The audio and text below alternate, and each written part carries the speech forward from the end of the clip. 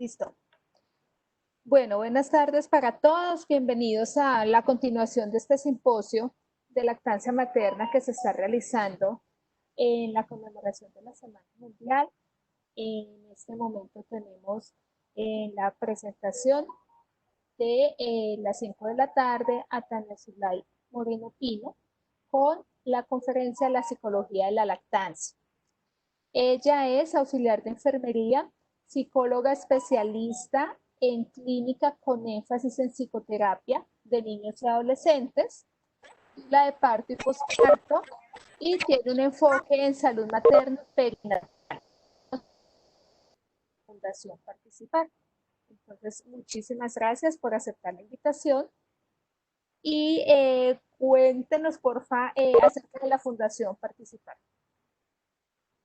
¿Qué población tiene y cómo están allá? Bueno, la Fundación Participar es una IPS que en este momento trabaja con población del régimen subsidiado. Nosotros trabajamos con la EPS ASMED Salud. Atendemos pacientes del programa de riesgo cardiovascular, hipertensos, diabéticos, con enfermedad pulmonar obstructiva crónica y embarazos de alto riesgo. Aunque actualmente, pues digamos que estamos atendiendo la mayor cantidad de población de Armenia en gestación. Nosotros manejamos un modelo de atención en salud, en adherencia a la salud. Apoyamos a los pacientes frente a la toma de decisiones en todo ese tema del autocuidado, del seguimiento de recomendaciones médicas y del cambio de hábitos de vida saludables. Entonces, apoyando todo ese proceso de la gestación, precisamente hemos venido profundizando con algunas investigaciones en psicología de la lactancia, y pues de esto es lo que vamos a hablar el día de hoy.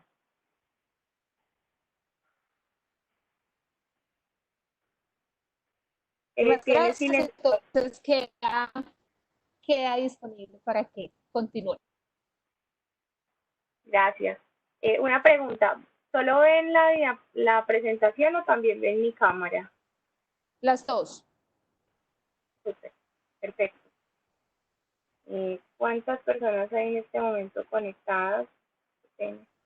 22.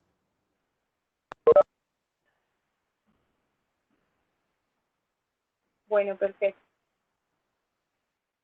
Bueno, entonces vamos a hablar de todo el proceso, bueno, el proceso de la psicología de la gestación, el parto y posparto, pero nos vamos a centrar precisamente en el proceso del posparto cuando inicia la lactancia materna. Voy a hacer un recorrido rápido dentro del proceso de la gestación, porque quiero hablar precisamente de un factor importante frente al significado de la maternidad, que influye directamente el proceso de la lactancia materna. Cuando una mujer, una familia, una pareja está buscando caso o no, hay de por medio una decisión, ¿sí? En el caso en el que el embarazo no fue planeado, definitivamente pues no hay una decisión, y hay más bien después que tomar una decisión es si continuar con el embarazo o no. En el caso de continuar con el embarazo, también hay que tomar otra decisión, y es frente al tema del cuidado, y vendrá otro proceso que tiene que ver con la asimilación de esa maternidad. Pero pues digamos que en este caso nos vamos a centrar en hablar de los embarazos que son de alguna manera planeados. Hace más o menos 4 años, revisando el Plan Decenal de Salud, nos dimos cuenta que el Quindío es uno de los departamentos que se encuentra por debajo de la media nacional en adherencia a la lactancia materna. ¿Por qué? Porque tenemos una lactancia exclusiva de más o menos hasta los 3 meses para ese entonces, y este estudio iba con una proyección al 2020. Dentro de los factores por los cuales ellos identificaron que una mujer podía desertar estaban los sociales, los económicos, los educativos y algunos de orden psicológico, pero no se exploraban a fondo cuáles. Por esa razón, nosotros en el 2016 realizamos un estudio con población de acá del Quindío, mujeres que estaban pasando por la segunda gestación o la tercera, o sea, que ya habían tenido una experiencia de maternidad y lo que hicimos fue tratar de identificar cuáles eran los factores de orden psicológico y social que afectaban esa deserción de la lactancia materna. Cuando digo deserción es dejar de hacer lo que se está haciendo, o sea, desertar de algo, en este caso la lactancia. Y cuando empezamos a darnos cuenta qué era lo que pasaba con la deserción de la lactancia, identificamos lo siguiente. Una de ellas, no sé qué pasa, no me pasan las diapositivas.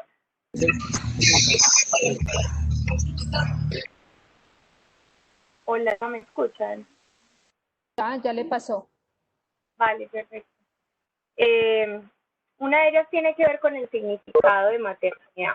Cuando yo hablo de significado, estoy hablando de unas construcciones mentales, simbólicas y de orden social. Son construcciones que yo tengo en mi mente frente a algo en especial y a lo cual yo le doy un valor, ¿sí? Entonces, por ejemplo, para mí el trabajo significa X cosa. Para otra persona el trabajo significa algo diferente. Para mí la maternidad tiene un valor importante, pero para otra mujer de mi misma edad puede tener otra connotación distinta. Ese significado que yo construyo de la maternidad tiene que ver primero con lo que pienso de la maternidad, segundo las expectativas que he tenido, las experiencias que he tenido en relación con la maternidad, y cuando hablo de experiencias hablo de niña, cómo fue mi relación con los padres, cómo fue mi relación a través de los juegos con ese tema de la maternidad y pues ahora está haciendo esa experiencia de maternidad. Lo que siento con mi maternidad en este momento que estoy gestando y cuál es mi comportamiento frente a esa maternidad. Todo eso empaqueta lo que quiere decir significado. Pero si el significado de la maternidad que yo tengo en este caso es negativo, porque no planeaba ser mamá, no me gustan los niños, pienso que la maternidad destruye la vida de cualquiera, eso determina, impacta de forma directa en mi actitud, en mi motivación, en las decisiones que tomo y en las conductas que tengo. Entonces, en el caso, cuando ya estoy hablando propiamente de la lactancia, si yo estoy en un proceso de asimilación de una maternidad que todavía no se ha concretado, tengo un negativo significado de maternidad, pero ahora tengo que lactar a una cría, posiblemente el mero significado de maternidad ya terminando esa relación con ese bebé. Mi motivación frente a ese acto, las decisiones que estoy tomando frente a el acto de brindar el a mi bebé y las conductas de cuidado y de maternaje. Cuando un embarazo se concibe, se concreta y llega a su feliz término, la mujer y su familia han realizado todo un proceso en el cual han soñado, han visualizado, han pensado de manera prospectiva cómo va a ser ese nacimiento, ese parto, esa lactancia. Y esto se convierte en lo que nosotros llamamos las expectativas. Las expectativas, en definitiva, son pensamientos de alguna u otra forma anticipadores que hacen que yo espere algo de. Entonces yo me pregunto, ¿será que voy a ser buena mamá? ¿Será que voy a tener un buen parto? ¿Será que voy a tener una buena lactancia? ¿Sí será que voy a producir leche? ¿Será que mi bebé va a quedar satisfecho? Y quiero que recuerden mucho esta palabra expectativas, porque más adelante, cuando nos adentremos en la parte emocional, vamos a hablar precisamente de cómo las expectativas afectan de una manera trascendental el proceso de la lactancia materna. Entonces, pasando a algo que tiene que ver con las construcciones sociales de la maternidad, ayer estuve hablando con una colega reflexionando sobre lo bonito que hoy día es el proceso de la lactancia y la maternidad, porque hay cada vez más profesionales preparados en esto. Sin embargo, pensábamos en que todavía se vende mucho la idea de la maternidad idealizada, la maternidad idílica, fantasiosa, feliz, color de rosa, donde no hay dificultades, donde hay un bebé feliz y una mamá feliz. Pero cuando todavía creemos que una maternidad puede ser tan idílica, empezamos a anclar unas expectativas que son muy positivas, son muy altas, pero son expectativas que se pueden venir abajo en el proceso de la experiencia. Además que en esas expectativas, de alguna manera se pierde la naturalidad del proceso, ya lo que antes era instintivamente o naturalmente normal no se ve tan bien, y esto puede afectar directamente la correcta práctica. Entonces vemos recuperación postparto adecuado, un descanso de mamá y bebé en sincronía, el inicio temprano de una lactancia y una buena producción de leche. Pero lo que vemos habitual es todo lo contrario, pasan cosas como por ejemplo que hay alteraciones del estado de ánimo de la mamá, y aquí no estoy hablando de patología mental, sino alteraciones normales del proceso de adaptación. Dificultades en la recuperación postparto, porque nadie está exento de vivir una hemorragia postparto o que el bebé tenga complicaciones del nacimiento en las primeras horas de vida. El apoyo y la intervención de la familia, y aquí quiero dejar algo claro, por exceso o por defecto. Hay mamás que están muy acompañadas, pero ¿de qué calidad es esa compañía? A veces tenemos abuelas, tías, hermanas, cuñadas en un grado de hiperquilíticas, a la mamá que haga algo que posiblemente no nace o posiblemente todavía no sabe cómo hacerlo, y eso hace que la mamá se confunda más rápido y se frustre con mayor facilidad. O simplemente no hay red de apoyo, o el apoyo que se le está brindando desde los profesionales de la salud no es el adecuado o es muy invasivo, y esto también afecta directamente la parte psicológica de la lactancia. El inicio tardío, se ha demostrado científicamente que la madre que inicia tardíamente su lactancia por alguna complicación del posparto o porque simplemente su proceso de recuperación de una cesárea pasaron más de 4 o 6 horas, esto afecta el proceso vascular inicial, sin decir que no tiene, que puede de alguna manera reconstruirse, pero afecta, y en ese mismo proceso el inicio también de esa lactancia. Cuando hay cesáreas hay dolor, cuando hay episiotomía, por ejemplo, porque la mamá o naturalmente tuvo un desgarro, hay dolor, y ese dolor también afecta al proceso de inicio de lactancia, el cansancio de la madre o las complicaciones de la lactancia. Entonces, aquí ya venimos adentrándonos un poco sobre toda esa psicología de la lactancia. Hemos venido hablando de las expectativas, de lo que tiene que ver con la creación de símbolos y significados de la maternidad, pero vamos a hablar algo muy interesante, y es precisamente sobre la expresión de necesidades del bebé. El cerebro de la mujer cambia desde el momento que empieza su gestación, empieza su sistema nervioso a cambiar para proveer a esa cría que se está gestando. Y hay todo un proceso hormonal en medio, pero también en el periodo del posparto el cerebro cambia y se adapta para poder atender rápido a esas necesidades del bebé. La única forma en la que el bebé expresa sus necesidades es a través del llanto. Por eso siempre hemos insistido en que el llanto no siempre expresa hambre, pero en nuestra cultura, y más aquí desde lo occidental, hemos interpretado que el llanto es hambre. Y cuando un bebé está llorando, automáticamente dispara en el cerebro materno señales de alarma de que algo está pasando, y hace que la madre o el cuidador se vaya a atender al bebé.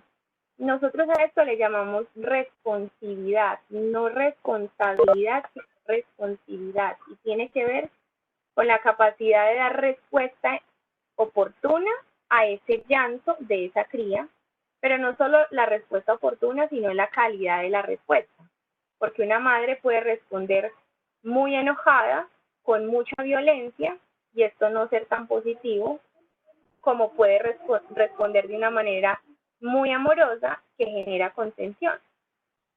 Entonces, en este tipo de aspectos voy a introducir un concepto que no quiero que se me vaya, porque no sé si aquí en este espacio hay mamás pues que estén pasando por este proceso, Sí hay. pero vale, hay un concepto muy interesante que se llama exterogestación. Lo quiero introducir porque tiene mucho que ver con el tema de la atención de necesidades. El bebé duró gestándose en el vientre 28, 36, 40 semanas, nació. Pero nosotros los seres humanos somos los mamíferos que se tardan más en el proceso de maduración, más desde ese proceso neurológico. Y por eso se han venido elaborando estas teorías donde se tiene en cuenta que el mismo tiempo en el que estuvo el bebé gestándose es el mismo tiempo en el que la madre debe proveer a ese bebé de esas necesidades vitales básicas. ¿Qué tenía el bebé en el vientre materno?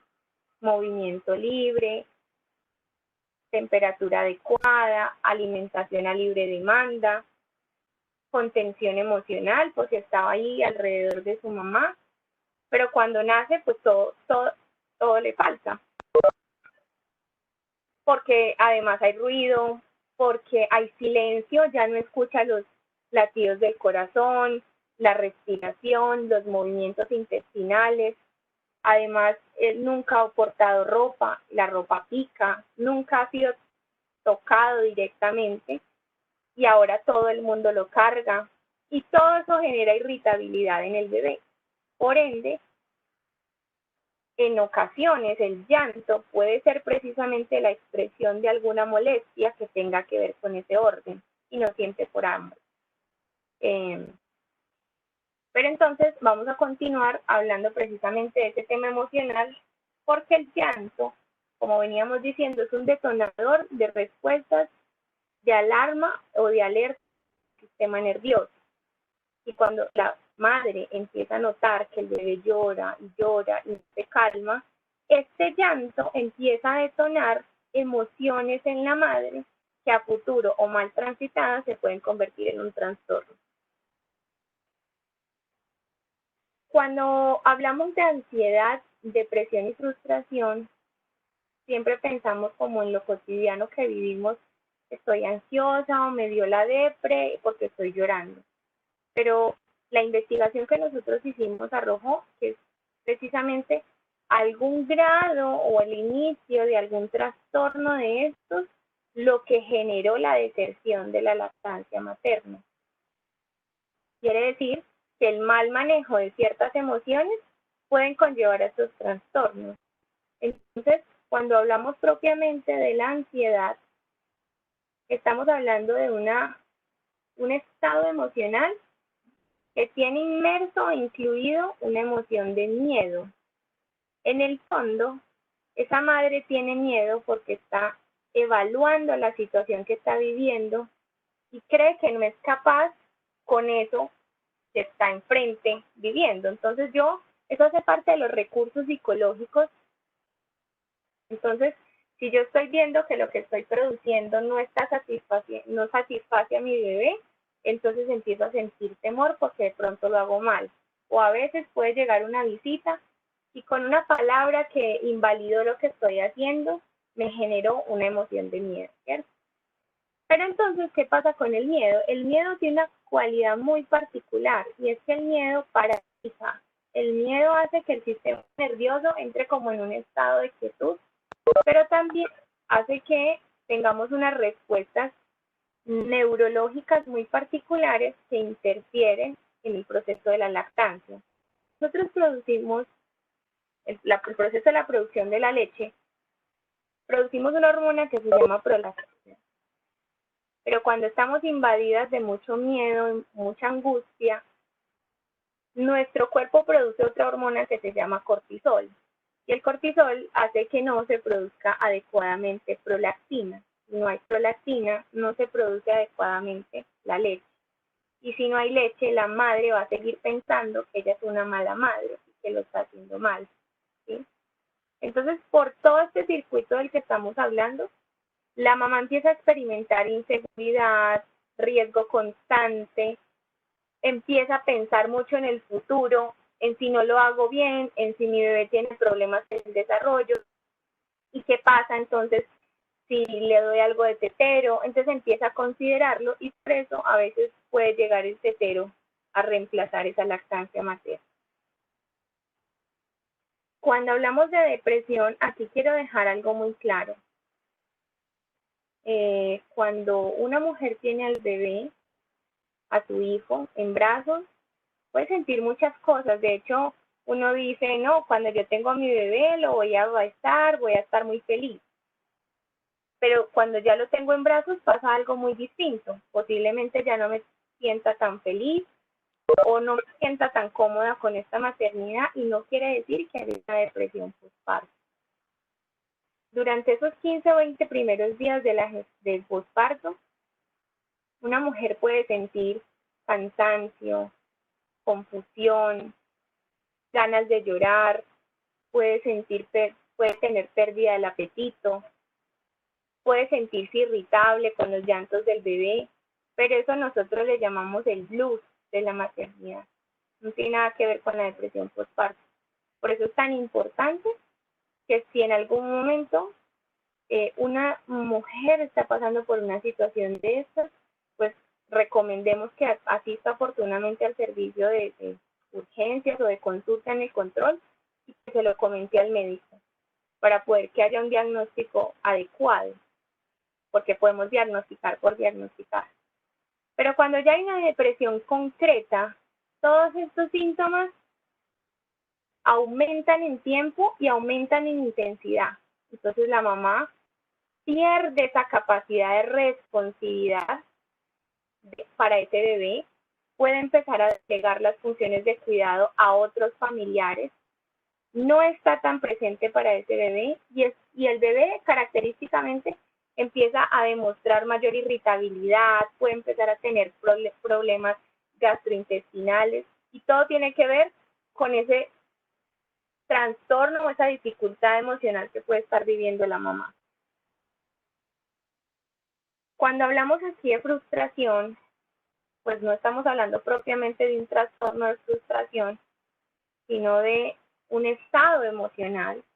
Pero la frustración realmente fue una de las emociones que más puntuó en la investigación, porque realmente la frustración genera demasiada tensión psicológica, porque estamos constantemente preocupados pensando en qué falló, porque hay una incongruencia. Yo tengo altas expectativas frente a una maternidad, una lactancia ideal, donde voy a hacer bancos de leche desde el primer mes, donde yo pienso que todo va a ser placentero y que mi bebé va a ganar peso. Y lo que veo es lo contrario, porque lo que veo es que mi bebé no se está pegando adecuadamente, tengo grietas en el pezón, estoy sangrando.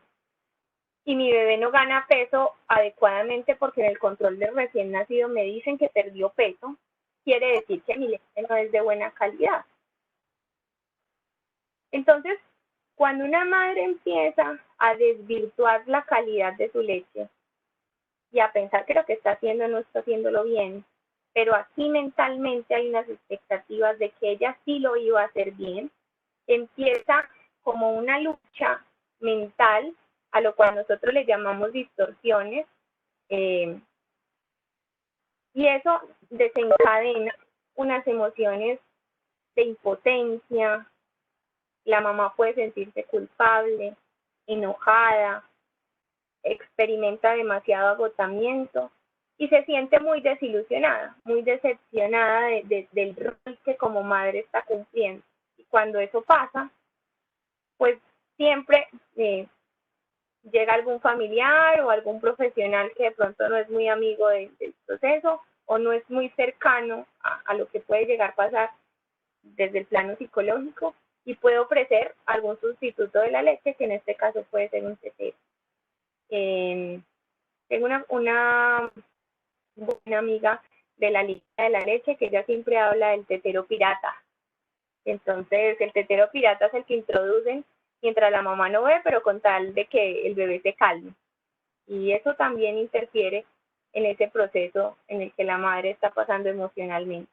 Entonces, si ella se entera que alguien le dio tetero y funcionó, pues esa es la oportunidad para desertar. Quiero complementar esta parte emocional con el tema propiamente social. Quise poner así todas juntas estas imágenes porque las creencias sociales que tenemos frente a la lactancia afectan directamente la forma en la que yo me desempeño. Creencias como, por ejemplo, yo no fui una buena lechera, yo, mamá, o sea, abuela del bebé, le estoy diciendo a mi hija que yo no fui buena lechera, entonces, de más que usted, mi hija, tampoco va a ser buena lechera. Y esa mujer que está en ese proceso empieza a corroborar que está teniendo dificultades en la lactancia, muy seguramente esto va a afectar el proceso y su desempeño. Creencias como el tema de la belleza, pero es que si yo voy a lactar, entonces voy a perder mi figura, ya no voy a ser objeto de deseo para mi pareja. La influencia de las propagandas, hoy día ya no tanto porque ya tenemos un código muy importante que se llama el Código de Sucedáneos, que prohíbe la promoción masiva de leches de fórmula, pero sin embargo existen, o de pronto en la hospitalización llegó alguna promotora, aunque eso pues ya tampoco se ve mucho. Pero entonces prendemos el televisor y empezamos a ver la leche 3D, con todo el abecedario, y yo empiezo a pensar, ¿será que de pronto entonces mi leche también de pronto no cumple con esas características y puede ser mejor esa leche para que crezca mi bebé? El apoyo institucional, tristemente, en las instituciones a veces pues no tienen personal fuerte con el proceso de capacitación de lactancia, o a veces una mujer que va y busca ayuda al centro de salud no se satisface de esa asesoría y finalmente pues renuncia a continuar en ese proceso. Los casos que más me encuentro en la consulta son casos de dolor, casos de laceración de los pezones, mal agarre, problemas gastrointestinales del recién nacido y la alteración emocional que es transversal a todo este proceso. Entonces, pues ustedes se preguntarán, ¿y entonces qué hacer? Si eso nos puede pasar a todas y esto no es tan color de rosa, entonces, ¿qué?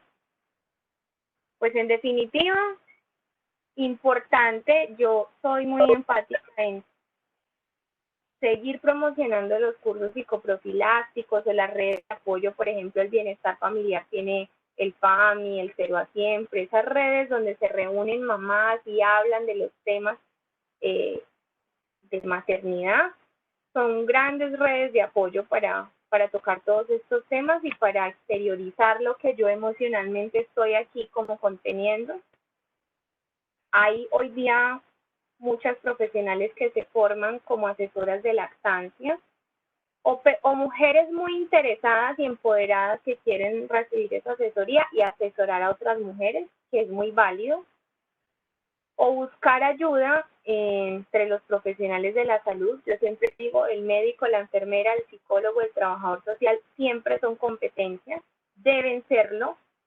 Y pues en la red de apoyo a veces tenemos familiares pro lactancia, familiares que tienen esa capacidad de escucha o que por lo menos tienen la posibilidad de darnos una luz, y todo eso es muy válido.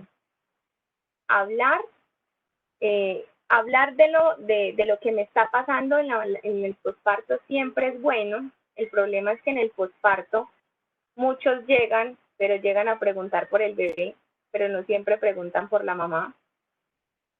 O uno no se siente tan cómodo hablando con todo el mundo de lo que me pasa en mi vida interior, que es mi intimidad. No es tan fácil decirle a la familia o a las amigas, mira, estoy sintiendo que no quiero lactar a mi bebé, por temor a ser juzgada. pero siempre hablar con una persona de confianza. Hola. Hola, ya. Eso siempre es muy ruido. Siempre hablar, en definitiva, ayuda a ese proceso de exteriorizar las emociones, y al verbalizar, estoy haciendo todo un proceso neurológico, psicológico, que ayuda a disminuir el umbral de la emoción. Hablar de lo que me preocupa, de lo que estoy sintiendo, de lo que yo como mamá quiero, y de lo que me está pasando puntualmente, puede ayudar a esclarecer como la dificultad. Observar, yo siempre les digo en las asesorías, ¿qué es lo que está pasando? No, pero es que me duele y entonces el bebé se despierta a las 3 de la mañana y entonces, pero bueno, o sea, cuando se despierta, ¿qué hace? No, pues es que yo lo siento que empieza a pujar y entonces, a ver, ser observadores de eso que yo estoy viviendo es importante. ¿Cómo me comporto yo? ¿Cada cuánto me despierto? ¿Cómo brindo el pecho? ¿Bajo qué premisas estoy gobernada yo? Es que yo le estoy dando al bebé pecho cada 3 horas porque a mí me dijeron que era cada 3 horas. ¿Cómo se comporta mi bebé? Ojo, a veces nosotros no sabemos ni siquiera cuáles son las señales de hambre. Un bebé antes de llorar ya ha hecho todo un mundo de gestos informando que tiene hambre, porque eso todos son reflejos. Pero pues como la mamá no sabe, pues ella espera que llore. Pero cuando ya llora, ya hay un bebé irritado, ya hay un bebé intranquilo, ya tiene mucha hambre y a veces ya no quiere pegarse o no sabe cómo, porque en los primeros días el bebé todavía no se adapta tan fácil. ¿Y cómo está mi entorno? Es muy importante analizar cómo se comportan los otros familiares alrededor de esa mamá y ese bebé. Nunca se analiza la mamá y el bebé por aparte, porque toda esta preocupación y esta tensión que tiene la mamá aquí es canalizada directamente por el bebé o viceversa. Y el entorno es un factor influenciador constante. Entonces, si yo tengo familiares que están haciendo comentarios, susurrando en la cocina porque ven que yo no estoy siendo capaz, pero yo sí estoy escuchando lo que ellos dicen, eso afecta emocionalmente mi proceso. Si no tengo apoyo, si la relación de pareja en este momento no está pasando por el mejor momento. Y cuando nos llenamos de toda esa información, ampliamos el panorama para poder ayudar a esta mamá. Pero en definitiva, esto es básicamente lo que quería contarles. Traté de resumir lo que más pude para ustedes, porque realmente pues todo esto es todo un proceso. El bebé presenta unas crisis, nosotros le llamamos las crisis o el brote de lactancia, se presenta más o menos a los 15 o 20 días, luego más o menos al mes y medio, a los 3 meses, hacia los 2 años, y tienen unas características particulares, por eso no siempre la culpa es de la mamá. Pero hoy día entendemos que hay otras formas de hacer familia, otras formas de ser mamá, de maternar, y también encontramos mujeres que no desean amamantar y hay que encontrar otras formas de recuperar ese proceso vincular con el bebé y que haya una alimentación respetuosa, con amor, con cariño, sin lactancia, pero hay que buscar las otras estrategias sin juzgar, sin señalar, porque definitivamente todo lo que impacta a la mamá impacta la relación con el bebé. Esto hace parte de todos esos comentarios de los cuales veníamos hablando, de lo que opina la suegra, la mamá, la cuñada, el marido. Y pues, en definitiva, todo eso que afecta emocionalmente a una mujer y a una mamá. Muchísimas gracias.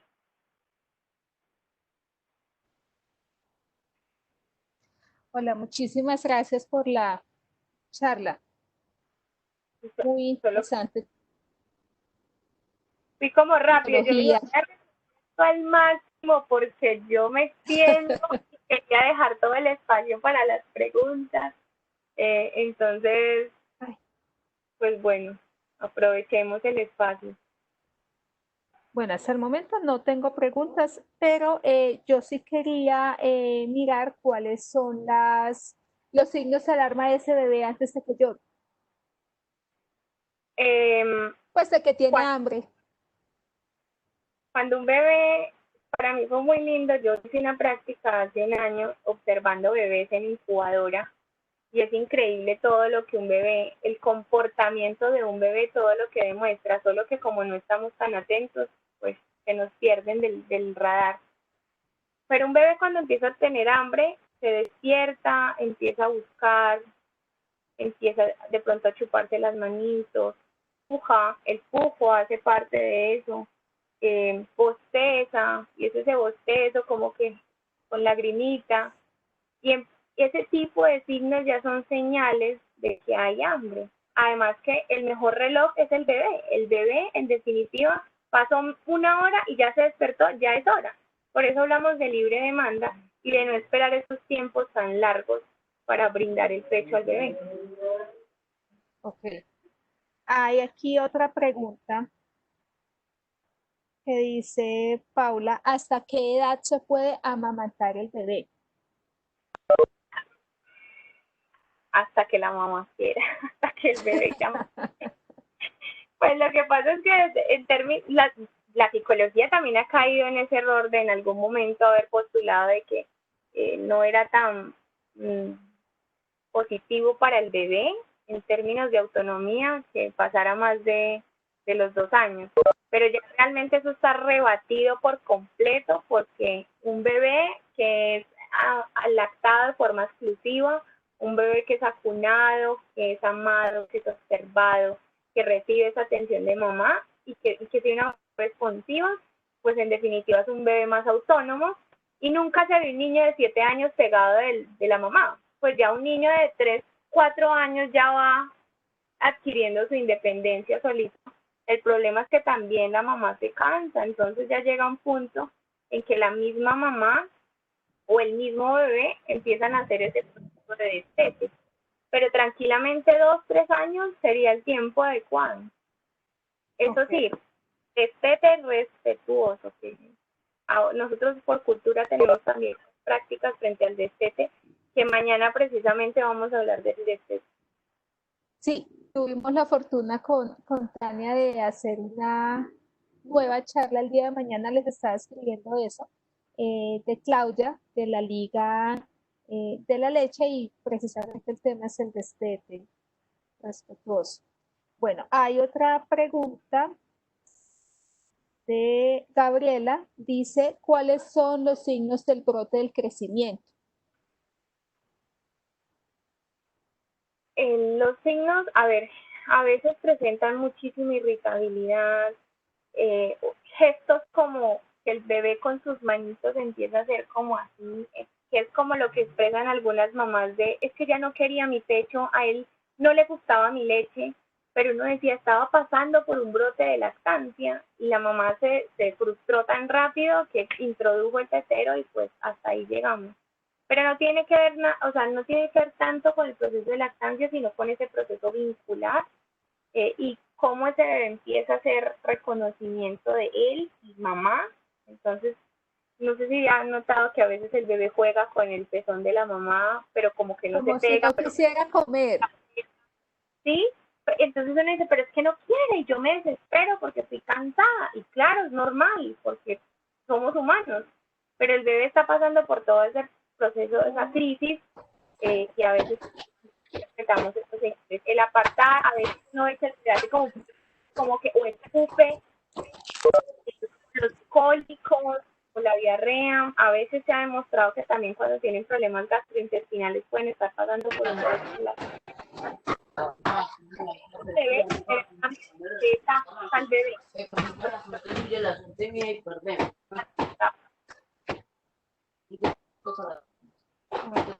Hay otra pregunta que me parece muy interesante.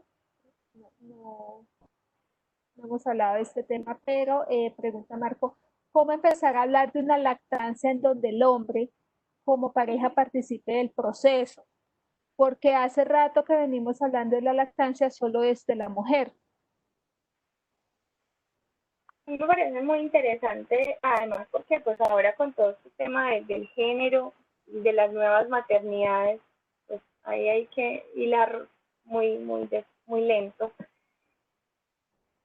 Pero el hombre definitivamente para mí es un aporte realmente valioso porque donde hay un hombre empoderado que apoya la lactancia, eso es una red de apoyo impresionante para esa mamá. De hecho, potencializa esa mamá que está en ese proceso de lactancia. Se puede hablar de lactancias masculinas, pero no es el hombre el que lacta, sino el hombre el que apoya ese proceso de lactancia. ¿Cómo apoya un hombre una lactancia? Ayudando a la mamá a alimentarse, dándole agüita, o por ejemplo cuando la mamá recolecta la leche, ayudando a que esa mamá descanse para él dar la leche que recogió la mamá, con palabras de aprobación, con un masaje, con una palabra de validación y siendo defensor, porque finalmente nosotros las mujeres hemos perdido mucho la capacidad de defender nuestras creencias y lo que queremos. Entonces, la compañera que preguntaba ahorita, ¿hasta cuándo puedo lactar? Yo quiero lactar hasta los 3 años, pero viene el mundo y me dicen, no se puede, ese bebé se va. Pero ¿cómo defiendo yo mis ideales? A veces es el masculino, la persona que está a mi lado, quien me ayuda en ese proceso de defensa y eso ayuda a que yo me empodere mucho más. Entonces, pienso que realmente la figura del hombre es fundamental y si hay hombres en esta sala el día de hoy, los invito a que amen todo este proceso porque realmente es lindo. Y en términos de, por ejemplo, la sexualidad, cuando se vive en pleno una lactancia, es posible una sexualidad placentera. Es muy lindo. Otra pregunta dice, ¿cómo son las características o diferencias del llanto de malestar del dolor con el de hambre? Además, a veces cuando el hambre es mucha, ¿Lloran igual? el do... y aquí es importante dejar claro que la mamá calibra su audición de una manera tan particular que ella ya sabe cuándo es de hambre, cuándo es de que la quiere al lado o cuándo es que está con dolor. Pero definitivamente un llanto de cólico o de dolor es un llanto incesante con lágrimas, donde el bebé generalmente tiende a recogerse un poco, sensible al tacto, entonces por más que la mamá quiera de pronto cambiar un pañal, el bebé no se deja y grita, o sea, es un llanto con grito, es muy contundente el llanto de dolor, pero cuando hay mucha hambre y se pasó del De tiempo, tiempo. es duro. Y regular esas emociones definitivamente dependen de la mamá. Si la mamá no se logra regular, el bebé tampoco. Bueno, ese oído se va calibrando con el tiempo. Entonces, eso no es que le dolió, que quiere cambio de pañal y que quiere comer. Eso es con tiempo.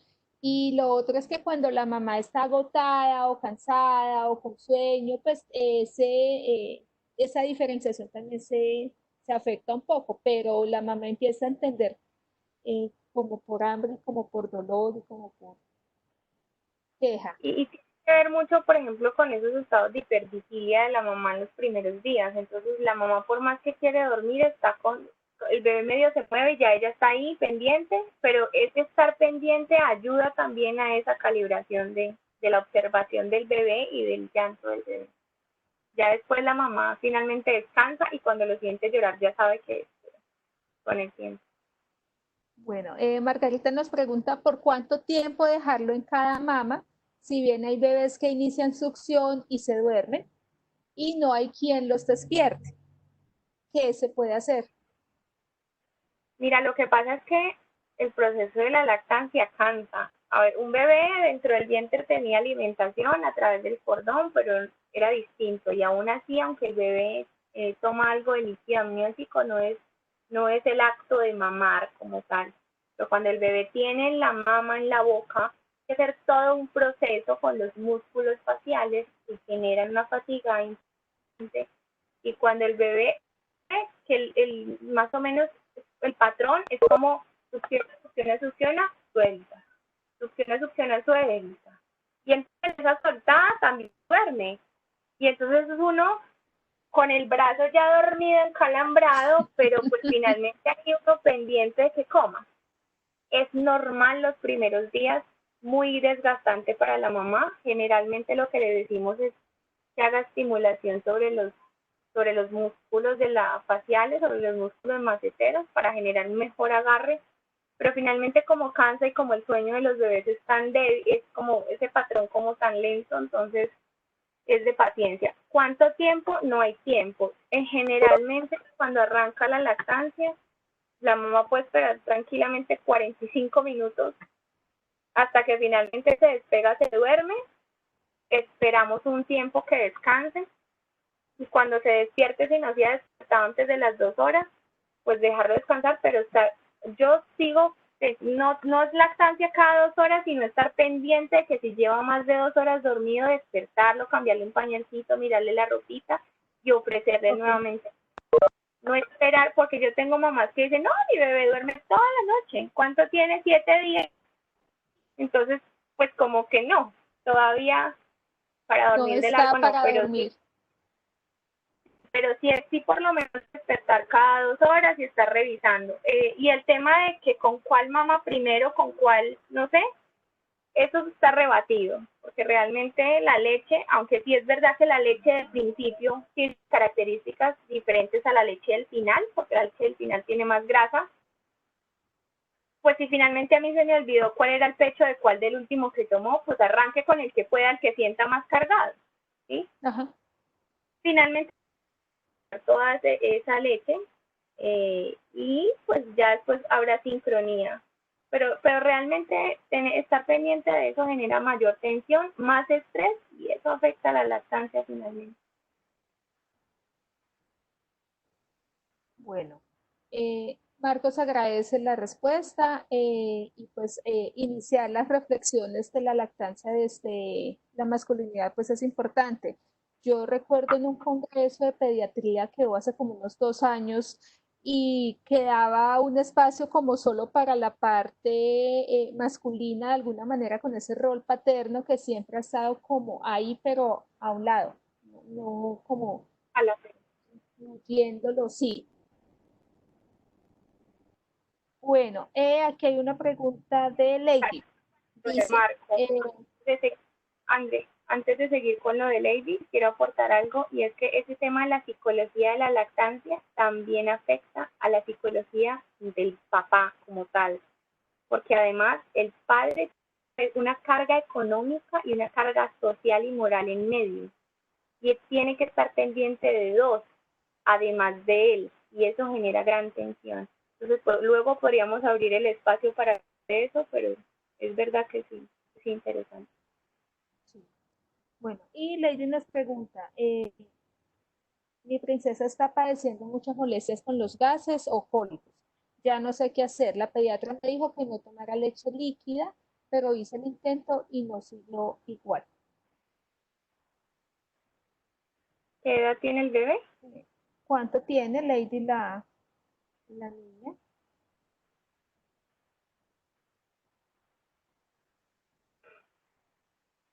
Muy buenas tardes. Tiene 3 mesecitos apenas. ¿Y qué es lo que le pasa? Y sí,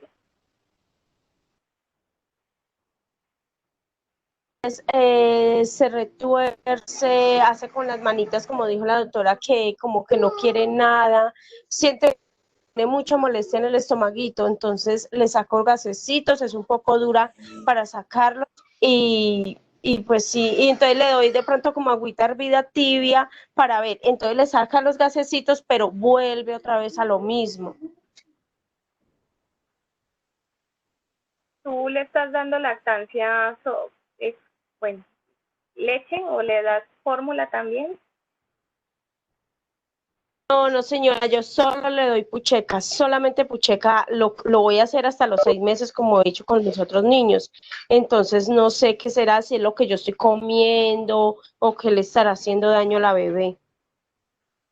Mira, realmente el tema con los cólicos con ellos es un tema de, de siempre, porque ellos en su proceso gastrointestinal tienen que establecer muchas cosas y a veces tienen problemas, entonces les da diarreas y entonces la materia fecal se les pone ciertas características, pero realmente echarle la culpa a lo que está consumiendo la mamá, eso también realmente está muy reducido. Hay unas características que se llaman como la alergia a la proteína de la leche o la intolerancia a la lactosa, pero a la lactosa de la madre.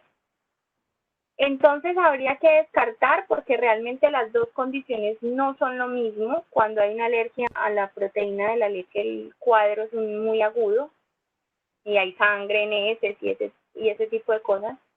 Y cuando hay intolerancia a la proteína de la leche, realmente hay que mirar realmente porque no pareciera que fuera ninguna de las dos.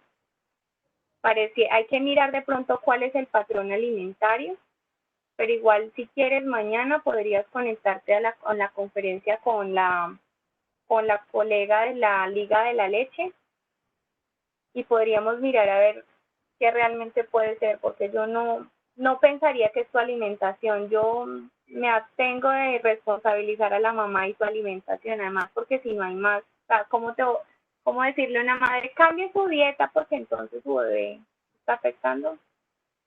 No tiene sentido. Lady, Pero también sería bueno la charla que hay de la nutricionista, que es precisamente preguntas y respuestas. Es mañana, segundo. Sí, Shirley Mejía, entrevista sobre la lactancia materna, es mañana a las 5. Entonces también la charla de mañana a las 5 es con la nutricionista. De pronto también. yo quería otra cosita y es el tema del agua. Es mejor que no le sigas dando agua porque de alguna u otra manera pues, ya estás introduciendo otras cosas que no son leche y el agua, por más agua que sea, es un producto distinto a la leche. Entonces, eso también puede traerle problemas ahora. Es mejor que no le des más agua tibia.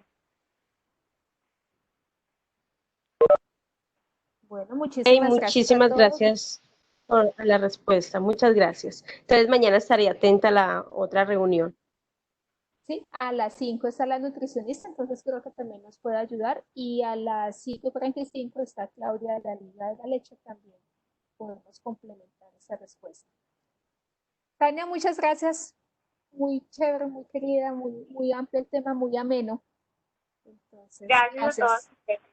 Realmente, pues, de psicología y de emociones hablamos mucho, pero pues traté de condensar lo que más se podía, lo que pueda servirles con el mayor de los gustos, bien sea con la Fundación Participar o a través de la doctora Andrea. Entonces, pues, muchísimas gracias. Bueno, hay un Facebook el viernes. ¿A qué hora es? ¿Cómo es? El de salud mental, eso está por programar la hora. Pues por ahí entre 5 o 6 de la tarde estaremos haciendo la publicidad. Para que también se puedan conectar. Bueno, muchas gracias. Entonces, Vale, hasta luego. vale, chao. Entonces vamos a organizar para la próxima charla.